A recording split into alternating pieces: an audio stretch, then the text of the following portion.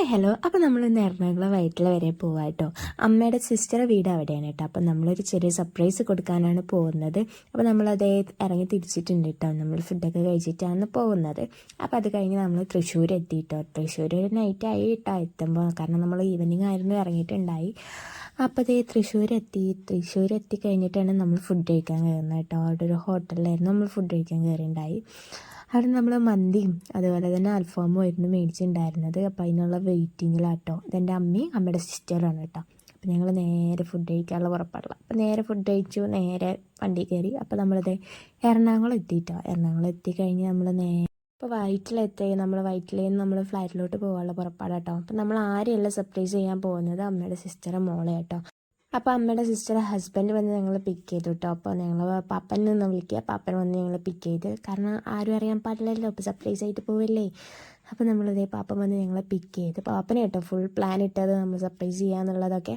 അപ്പോൾ ഞങ്ങളിതേ മെല്ലെ അങ്ങനെ കയറ്റിയിട്ടിട്ട് സാധനങ്ങളൊക്കെ എടുത്തുകൊണ്ട് എങ്ങനെയൊക്കെയാണ് സർപ്രൈസ് ചെയ്യേണ്ടതെന്നുള്ള പ്ലാനിലൊക്കെ.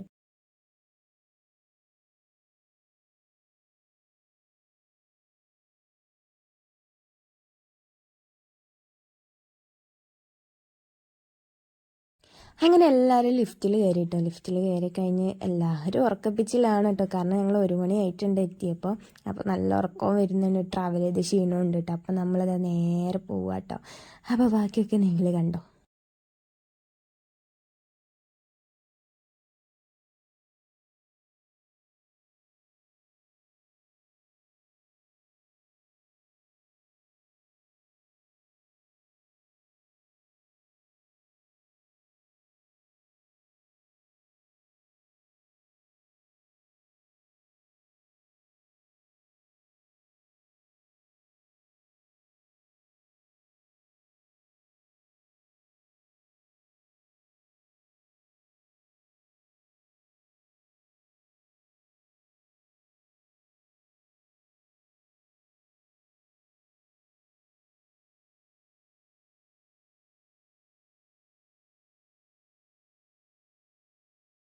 അങ്ങനെ സർപ്രൈസ് കൊടുത്തു കഴിഞ്ഞപ്പോഴാണ് വേറൊരു സർപ്രൈസായി വന്നത് കേട്ടോ. കാരണം ഞങ്ങൾ ബ്രദറുടെ ബർത്ത്ഡേ ആയിരുന്നു, തലേ ദിവസമായിരുന്നു. പക്ഷേ കഴിഞ്ഞു പോയി, കേക്കൊന്നും കട്ട് ചെയ്യാൻ പറ്റില്ല. പക്ഷേ അവിടെ ഞങ്ങൾക്ക് സർപ്രൈസ് ഉണ്ടായിരുന്നു. അപ്പോൾ ഞങ്ങൾ കേക്കൊക്കെ കട്ട് ചെയ്യാനുള്ള പോക്കല്ല കേട്ടോ.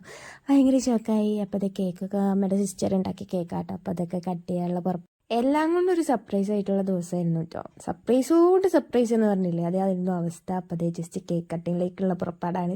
അപ്പോൾ ഐശ്വര്യമായിട്ട് ആരുമില്ലേ എൻ്റെ കൂടെ കേക്ക് മുറിക്കാൻ എന്നുള്ള രീതിയിലാണ്. അപ്പോൾ ചാടി കയറി നമ്മളെ ചേക്കാൻ കയറി വരുന്നുണ്ട് കേക്ക് മുറിക്കാൻ. അപ്പോൾ അവനെ പിടിച്ച് കേക്ക് കട്ട് ചെയ്യാൻ നിൽക്കുക കേട്ടോ. അപ്പോൾ എല്ലാവരും സാക്ഷികളായി ഞങ്ങൾ കേക്ക് കട്ട് ചെയ്യണം. അപ്പോൾ അതേ കേക്ക് കട്ട് ചെയ്തു. അപ്പോൾ ഇത്രേ ഉണ്ടായിരുന്നുള്ളൂ കേട്ടോ. അപ്പോൾ ഇത്രയേ ഉള്ളൂ. ബൈ.